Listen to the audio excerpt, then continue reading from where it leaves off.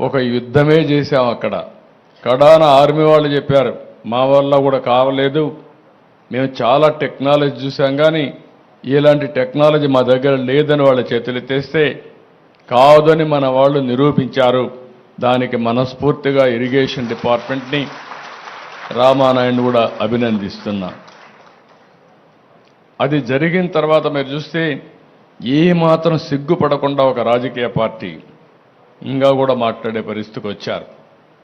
ఇంకో పక్కన మీరు చూశారు ఒక్కొక్క బోటు 50 టన్నుల వెయిట్ ఉండే బోట్లని, అది కూడా ఏదైతే ఎవరైనా బోట్ ఉంటే ఆ బోట్ని జాగ్రత్తగా పెట్టుకుంటాం, అలాంటిది 3 బోట్లు ఒకటిగా కట్టి 11,40,000 క్యూసెక్స్ ఆఫ్ వాటర్ నదిలో వస్తూ ఉంటే అప్పుడు ఈ వదిలిపెట్టారు.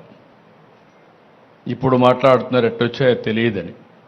ఈ 4 వచ్చి కౌంటర్ వెయిట్ అని కాలంకు మధ్య సపోర్టింగ్ కడతాం, అది కూడా 15 టన్నుల వెయిట్ ఉండే కౌంటర్ వెయిట్ నుంచి గుద్దాయి.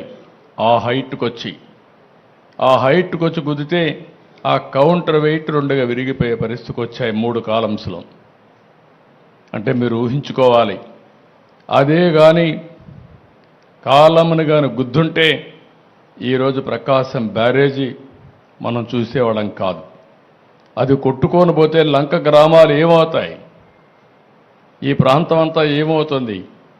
కనీసం అలాంటి బాధ్యత లేకుండా చేసి ఆ రోజు ఇదే చేశారు. బాబాయిని చంపేసి గుండెపోటుగా చిత్రీకరించిన వాళ్ళు ఇప్పుడు బోట్లు వదిలిపెట్టి మాకు తెలియదనే పరిస్థితికి వచ్చారు. కనీసం ఓనర్స్ అనేవాళ్ళు ఆ బోట్లు క్లెయిమ్ చేయలేదు, వచ్చి కొట్టాయి. 3 రోజులు మనం మన పనుల్లో ఉన్నాం. చూస్తే దానికి వైఎస్ఆర్ కాంగ్రెస్ పార్టీ కలర్స్ ఉన్నాయి. అయితే ఒక్కడు కూడా మాట్లాడకపోతే ఆ నెంబర్లు తీసుకొని వెరిఫై చేస్తే వీళ్ళంతా కూడా వైఎస్ఆర్ కాంగ్రెస్ పార్టీ ఫాలోయర్స్. అదే మరిగా ఇదే బోట్లు ఈ దొంగ ఇసుక వ్యాపారాన్ని చేయడానికి వినియోగించిన బోట్లు ఇవన్నీ. అంటే మనం గుర్తుపెట్టుకోవాలి, నేరాలు ఘోరాలు చేసే దుర్మార్గులు ప్రజా జీవితంలో ఉండి ప్రజల జీవితాలను అతలాకుతలం చేసే పరిస్థితికి వస్తున్నారు.